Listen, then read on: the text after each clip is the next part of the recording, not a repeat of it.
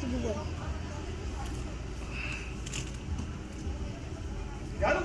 Направо ми е рак, цак и так.